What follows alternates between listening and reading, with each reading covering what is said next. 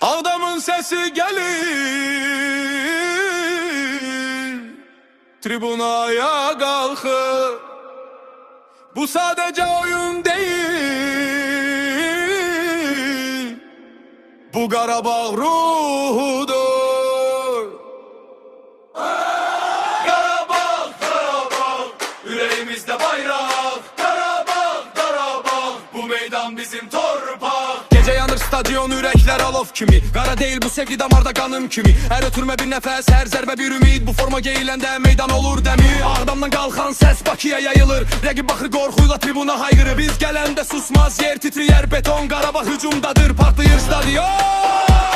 Əllər yuxarı, səs ver hamı. Bu sevda bitməz, bu yol davamı. Bir ürək, bir nəfəs, bir at. Qarabağ üçün hayqırır azad.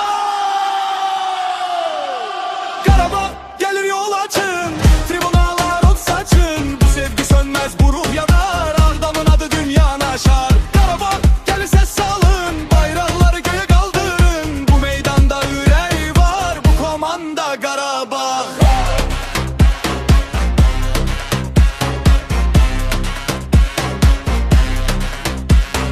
90 dəqiqə döyüş, son saniyə ümid. Bizim üçün hər oyun namuslu şəhid. Top ayaqda fırlanar, ürəkdə vulkan. Bu xalqın sevgisi sığmaz heç bir stadiona. Bir gol gələndə göylər yarılar, azarkeşin səsi dağları aşar. Kimdir yoruldu, biz hələ buradayıq. Qarabağla qalxırıq, Qarabağla varıq. Sən vur, biz qışqıraq. Sən qaç, biz hayqıraq. Bu sevda tək futbol deyil, bu ruh Qarabağdır qardaş.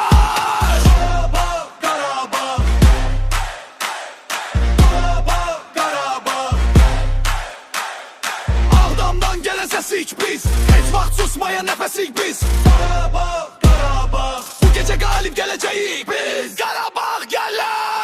Qarabağ gəlir yol açın, tribunalar od saçır. Bu sevgi sönməz, bu ruh yanar. Ağdamın adı dünyanı aşar. Qarabağ gəlir səs salın, bayraqları göyə qaldırın. Bu meydanda ürək var, bu komanda Qarabağ.